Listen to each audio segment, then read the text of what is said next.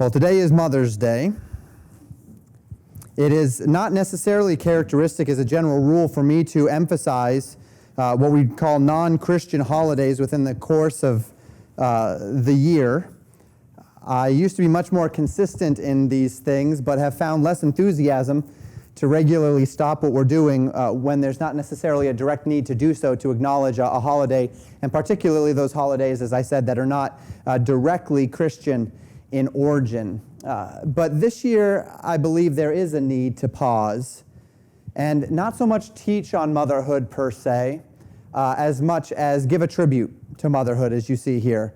This is going to be a little bit of a different message, perhaps not as weighty, as heavy, as directed as academic, perhaps, as some of my other ones. It might be a little bit of a rest of sorts as I speak to these things. If you want to get back into the academic, of course, there's always a message this evening in Hebrews. We live in a culture now where motherhood is much maligned, where women are in fact actively discouraged oftentimes from motherhood, are taught that motherhood is a general inconvenience that is serving to inhibit women's ambitions. And this has led to a number of manifestations as it relates to society. It's led to a feministic fervor for insisting that women are not only equal to men in dignity, of which none of us would argue that women are equal to men in dignity, that there is the image of God in every man and in every woman, and that there's a co-dignity between them, but rather that women are the same as men, which of course is biblically, biologically, and practically absurd. It's also led to a general culture of death, whereby women are not just freed, but in fact actively encouraged to put their children to death in the name of the God of self. Sexual pleasure, convenience, and ambition. Now we know that the source of these manifestations is a humanistic idea, and to the extent that it is humanism, it is rooted in the promises of Satan in the Garden of Eden, and so can in truth be called satanic. But an important checkpoint along the path of these ambitions, whether it be the feministic ambitions or the culture of death, has been to marginalize the role of mothers in society. And this should not be missed. The correlation between these elements, the breakdown of societal norms, structure, and morality, and the attack upon the institution of motherhood. It does not just place motherhood as another path for women, these attacks, but it degrades motherhood generally into an inferior path for women, which is presented as being at most experienced as an adjunct to a career, at worst or more likely taught as something which women should defer entirely as a direct competition with life as it ought to be lived. But the Bible teaches us very differently. As we look into the Scriptures, the Bible elevates motherhood really to one of its highest honors. And it is this that I would like to contemplate today in a manner of a tribute of sorts. This message is not to diminish the calling of lives, and let me be clear about this. This is not to diminish the calling of others, lives of certain women, not to be mothers. God has not called all women to be wives. He has not called all men to be husbands. He has not called all wives to be mothers, and He has not called all husbands to be fathers. And we know this to be true, but in the same way that the Scripture calls upon the church to honor the elders that are among them, even though not every man will be called to be an elder. And in the same way that the church, or that the Scriptures call us to honor kings and governors, though not every man will be elevated to the position of kings and governors, so too we identify an honor that is given to mothers, even though not all women will be called unto such a position. And so today we contemplate the biblical honor bestowed upon those women, not simply who bear children per se, but specifically those who align themselves with the commission of God upon their lives to bear children and love them, nurture them, and train them. in the way of God. And we begin with a particular thought in the context of what Proverbs 31 calls the virtuous woman. The intent of this passage, Proverbs 31, is actually not to extol the virtues of motherhood per se, but rather to extol the virtues of biblical womanhood. That the virtuous woman is a woman of integrity. She's a woman of initiative. She's a woman of work ethic. She's a woman of selflessness. She labors consistently and constantly for the success of her husband and of her household. And we find that she is a woman of tremendous industry, that she is not someone who is just sitting at home by any stretch of the imagination, but she is very busy. She is very active. She is working in really a business-type way under her husband for the advancement of her household and for the advancement of his ambitions, really. And not much is said about this virtuous woman in the context itself about motherhood, but that does not mean it's not there. Much to the contrary, in Proverbs 31, verse 28, we find this. As it describes this woman, Proverbs 31, verse 28 says, "Her children arise up and call her blessed, her husband also, and he praiseth her." The virtuous woman's qualities are there for all to see. She is blessed of her children. She is praised of her husband, because she is the hinge upon which the household swings. It's been said that behind the success of every great man has been a good woman. The implication of that statement is that for many men, they would not have been able to see their vision through, their ambitions come to fruition in the way they would desire without being able to have the support of a loving wife. Now, both in the sense of emotional encouragement and motivation, that's the idea of that saying. And in the Proverbs 31 sense of a woman and her management and her industry contributing to his overall success, we see a measure of truth. And though this idea is often true, it's certainly not an axiom, right? It's not an axiomatic statement. Many great men, even as far as the Bible is concerned, have operated without necessarily being married and having a woman at their side. We think of Elijah, we think of Daniel, we think of Paul, we think of Jesus himself, unmarried men. So while it's not axiomatic to say that every great man has been bolstered by a good wife, it can without question be said that every great man who ever lived has derived his life and essence from his mother. Formed and nurtured in her womb, deriving truly his life from hers. And we find in Scripture this phrase, born of a woman, to be synonymous with the idea of being human, in fact. It's used by Jesus of John the Baptist when he declared in Matthew 11, verse 11, "Verily I say unto you, among them that are born of women, there hath not risen a greater than John the Baptist, notwithstanding he that is least in the kingdom of heaven is greater than he." Jesus describes the idea of John the Baptist being the greatest of men by saying that there is no man born of woman who has risen greater than him. So we see this concept of being born of woman as synonymous with, in fact, humanity. The same sentiment is used of Jesus in Galatians 4:4, which says, "When the fullness of time was come, God sent forth his Son, made of a woman, made under the law."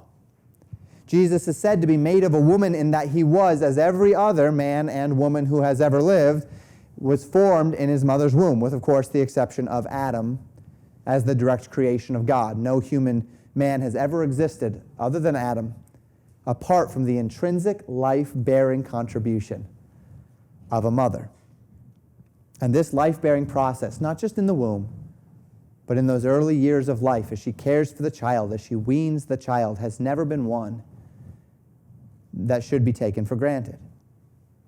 Ever since the beginning of civilization, Satan has desired the lives of the young. And as you go through the scriptures and as you look through history, Satan has always desired the lives of the young.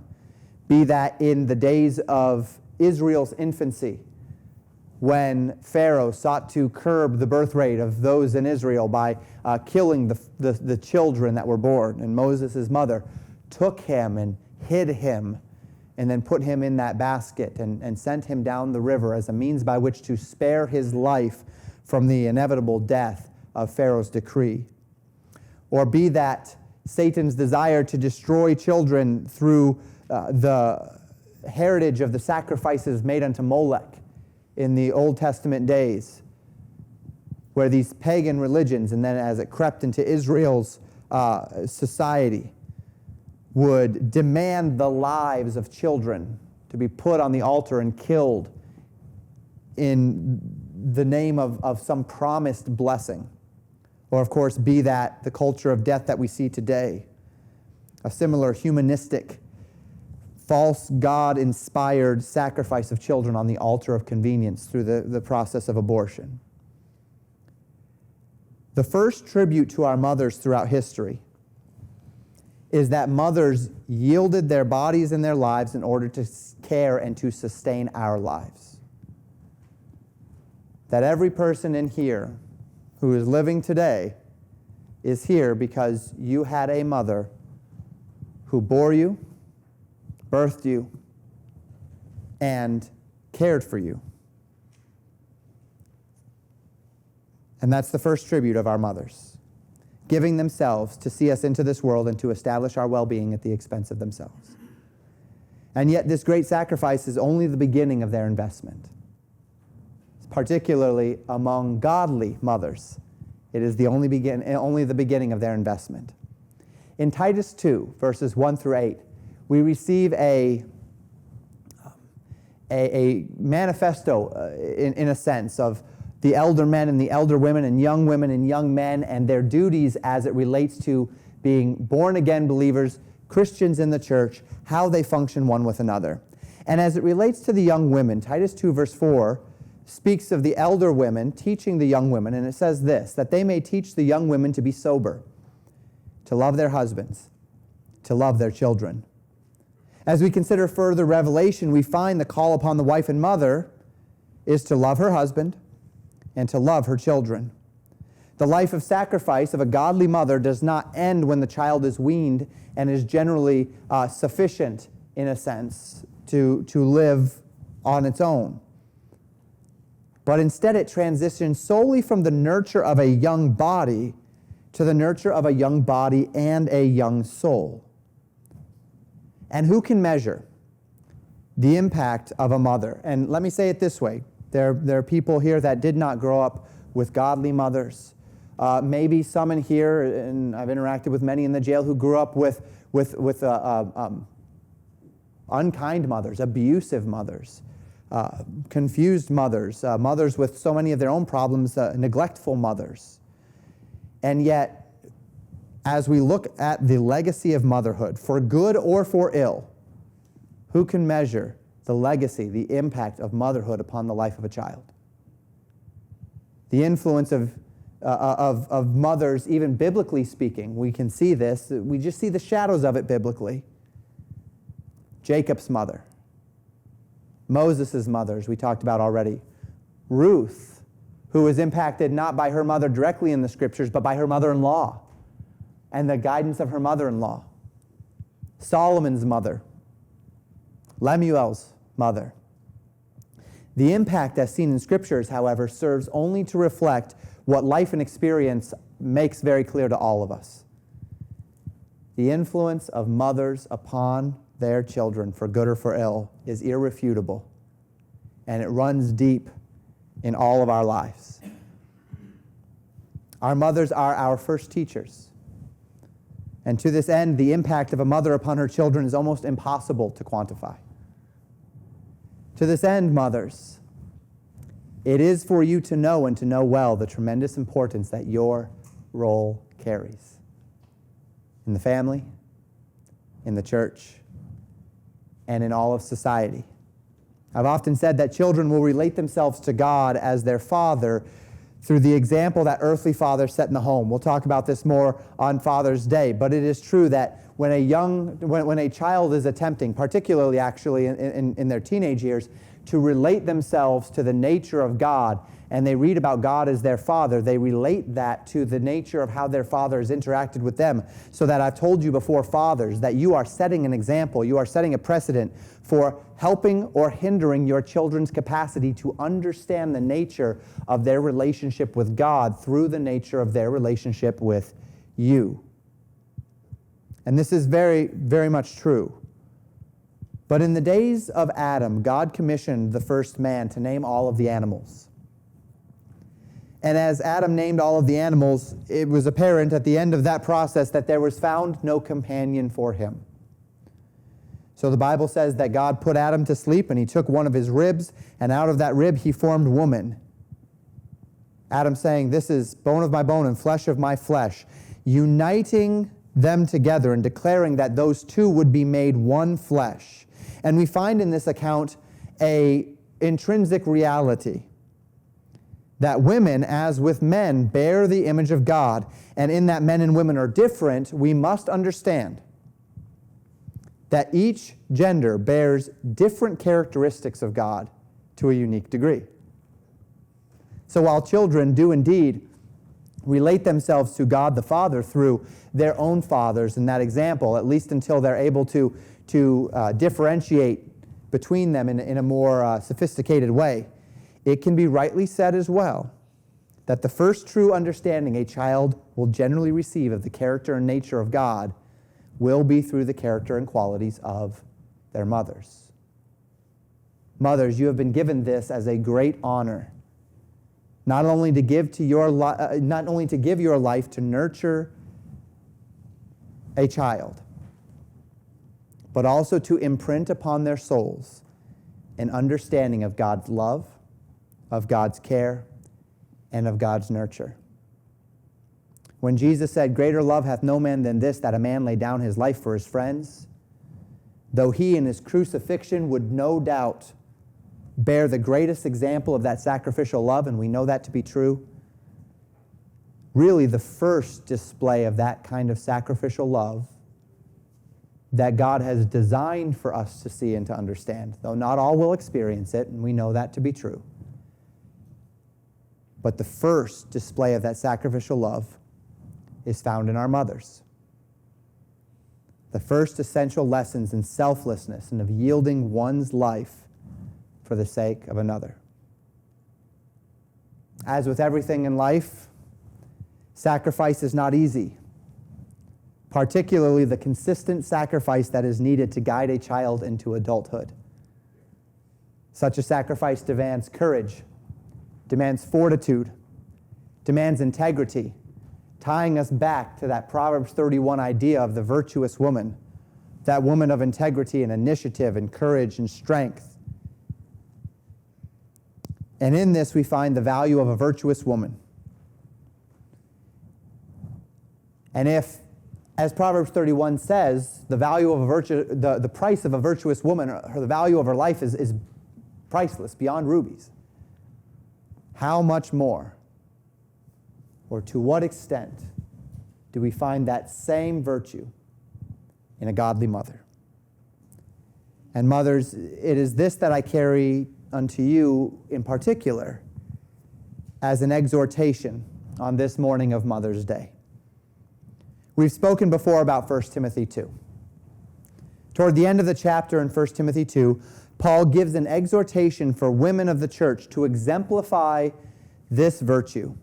He says in 1 Timothy 2, verses 9 and 10, "In like manner also, that women adorn themselves in modest apparel with shamefacedness and sobriety, not with broidered hair, or gold, or pearls, or costly array, but which becometh women professing godliness with good works." Giving you this as a means of context. The adornment of a virtuous woman, according to Scripture, is not the adornment of externalities, of adornments which draw attention to her physical beauty, her wealth, her capacities. Rather, the adornments of a virtuous woman are the adornments that allow the content of her character to be the defining features of her life and of her interactions. It is the content of her character. It is that virtue that is intended to bubble up. And the call is that a woman would not obscure the content of her character through other externalities that would seek to distract or confuse or misalign themselves with that content of her character. The virtuous woman is not by nature a woman who is direct in her efforts to make herself unattractive, but rather that she adorns herself in a manner that allows her character to shine through. The woman who has directed her efforts towards those things which truly matter, namely those things which become a woman professing godliness. Paul then extends this exhortation to the nature of teaching in the assembly, and he says in verses 11 through 14, "Let the women learn in silence with all subjection. But I suffer not a woman to teach, nor to usurp authority over the man, but to be in silence. For Adam was first formed, then Eve. And Adam was not deceived, but the woman being deceived was in the transgression." He exhorts women then to maintain a proper headship structure in the assembly. And that's what this is. This is about design. This is not about a woman's capability. We've already talked about the fact that a woman is by no means in any way inferior or superior in dignity to a man, but rather that God has a design in place. And as you think about this, it is not just that way between man and woman. It is actually that way even in the Godhead, is it not? That Jesus Christ, though not inferior in any way in dignity, so that Philippians 2 says that Christ, though co-equal with God, thinking it not robbery to be equal with God, yet he humbled himself, right? And made himself of no reputation. Jesus submitted himself to the Father, though they are co-equal in dignity, because of headship, because of structure and design. In the same way, there is a headship structure as it relates to men and women. Has nothing to do with their dignity. It has nothing to do with their worth. It has nothing to do with their capabilities. It has everything to do with design. And as such, there is a structure in the assembly, that women are not teachers, that the women do not usurp authority over men, but rather they are in subjection or submission, to be in silence. Now, the purpose of my time today, of course, is not to exposit this passage, nor to define the concept of women's subjection in the assembly. I've preached on that many times, in the nature of what that is and what that isn't. And of course, again, we're not saying that women are inferior or anything of the sort, and those of you that know me know that. Except to say that the nature of this exhortation is not even that women cannot speak in the assembly, but rather that they are to have no authoritative representation in the assembly, either as a teacher or one who authoritatively questions the teachers.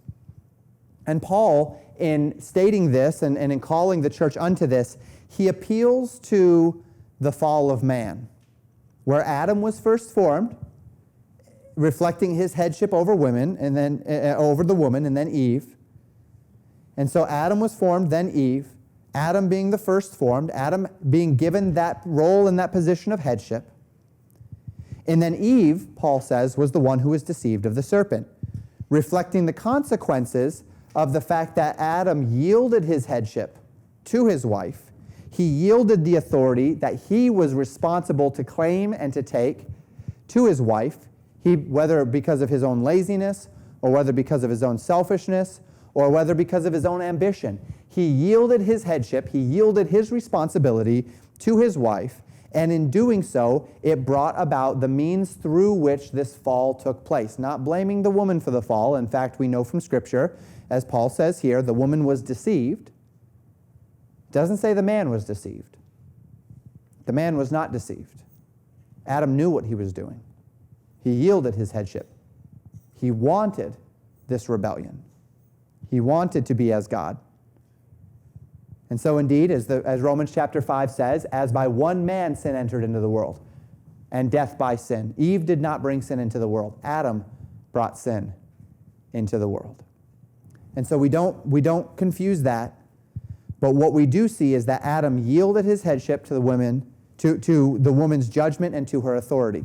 And what Paul is warning is that the church not do the same. That the church not yield its headship role, the headship role of the men in the assembly, to the women. Now, I've given you all of this context in order that we might come to the final verse of chapter 15, which says this: "Notwithstanding she," that would be the woman, "shall be saved in childbearing if they continue in faith and charity and holiness with sobriety." Paul speaks to a redeeming quality for women as it relates to their role in the assembly, in that they have no authority to teach. They have no authority to contribute in an authoritative way in the assembly. Say, well, Pastor, where does that leave us? If they cannot teach, if they cannot get up and, if you as women cannot get up and teach and have that kind of impact in the assembly, what is then your role and what consolation do you have? And Paul speaks here of a great consolation to women who he calls to be mothers, that they are saved in childbearing. Now, this is not being born again. When we see the word saved in scriptures, I think we've covered this probably 3 or 4 times over the past month or two because it keeps coming up. When the Bible uses the word saved, it's not always speaking of being born again. It's not always speaking of the idea of being justified by faith. Throughout the scope of the New Testament, the word saved can mean healed from illness. It can mean being delivered from the consequences of sinful choices. It can mean being brought out of poverty. And in this case, it speaks of the idea of the value and the purpose of women in the assembly being redeemed and justified by a most essential contribution. Don't miss this. That as mothers,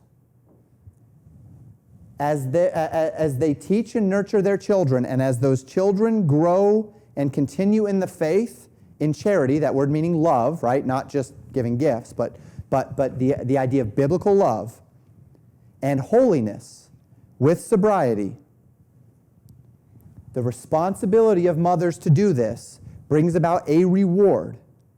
And the reward, the consolation, the salvation of mothers in the assembly is that, mothers, you are raising up the next generation of the church.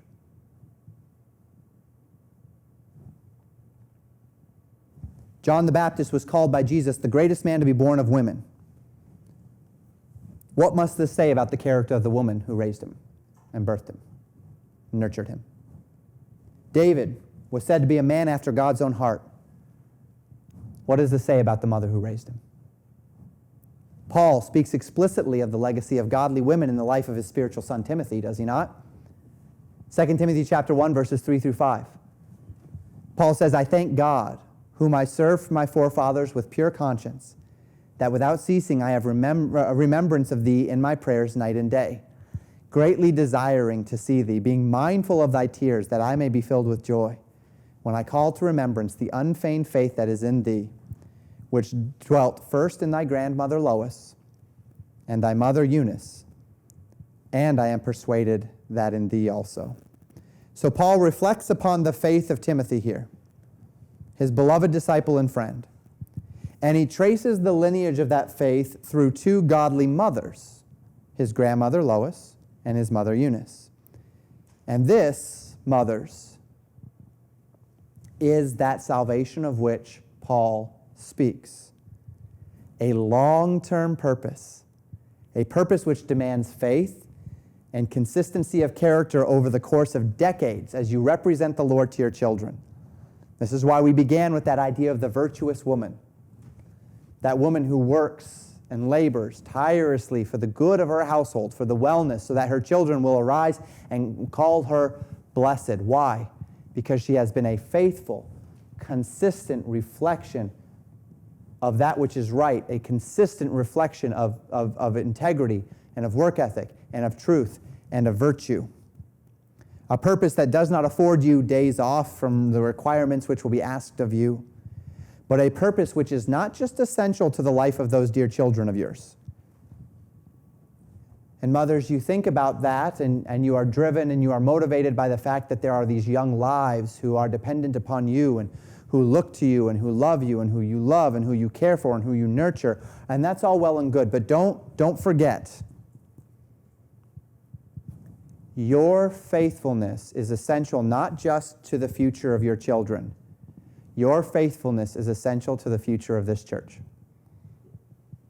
Your faithfulness is essential to the future of our society. So that when we say that you are raising the next generation, that means you bear the privilege of having your fingerprints upon the future of this church, the future of this society in a very real way. And what this means, mothers, is that we are dependent upon you. And this is that redemption. This is that salvation. This is the essence of your function in the body. Without you, we might be able to live our lives in a measure of spiritual success, but without you, the future is very bleak. Because your children are our future.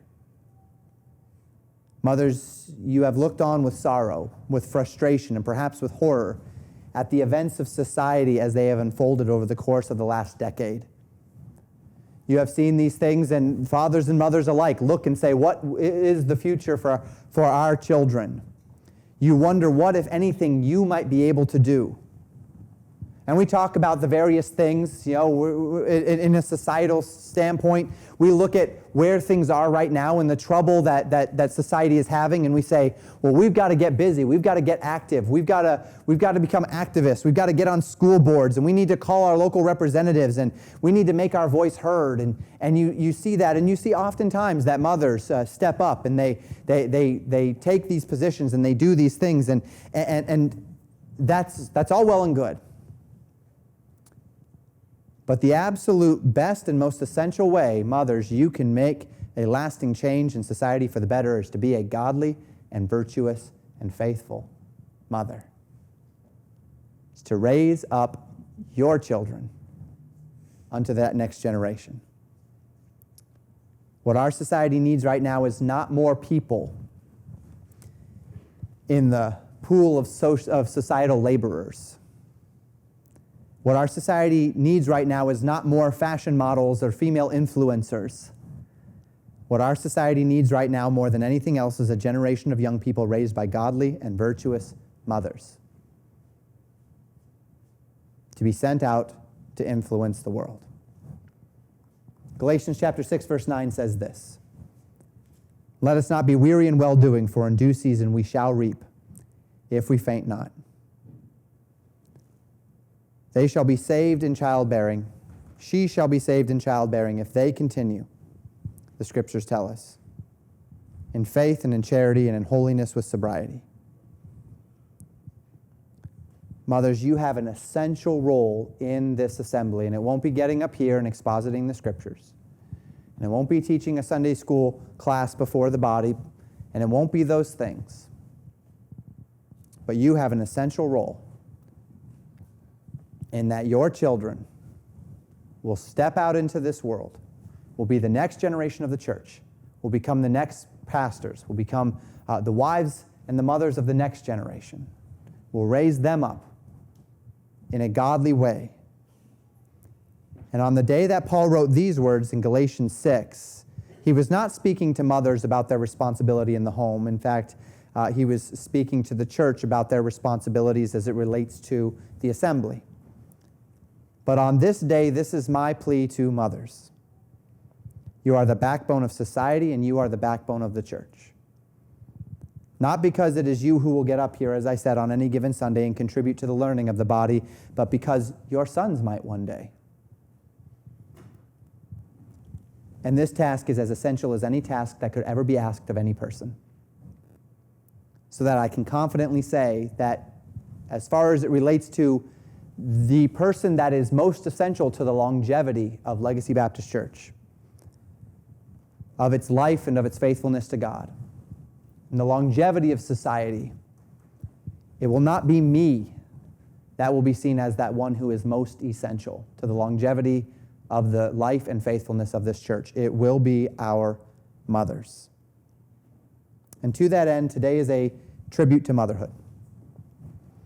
Recognized throughout time as the bedrock of our civilization. And in your faithfulness, mothers, not just the bedrock of our civilization, but the future of it as well. To that end, fathers, to that end, children, honor her as she is faithful in the Lord. Bless her as one who is virtuous. Recognize the fingerprints of her, of your mother upon your lives. And don't let that go unheeded. Don't let that go underappreciated. Because theirs is a task that though there is some thanks, such as a day like this, Mother's Day, theirs is a task which is constant. Theirs is a task which takes tremendous patience, foresight, a drive to do something which has very little tangible results in the short term for tremendous long-term gains. And to whatever extent you have seen the benefits of said gains in your life, honor her for that. Give her the honor that is due. And so, mothers, on this day, God bless you for your sacrifice. Know that your labor is not in vain in the Lord. Be faithful. Stay faithful, please, because we're all counting on you. Thank you for listening to Pastor Jamen Wikler from Legacy Baptist Church in Buffalo, Minnesota. More information about Legacy Baptist Church and a library of sermons are available at www.legacybaptistchurch.net.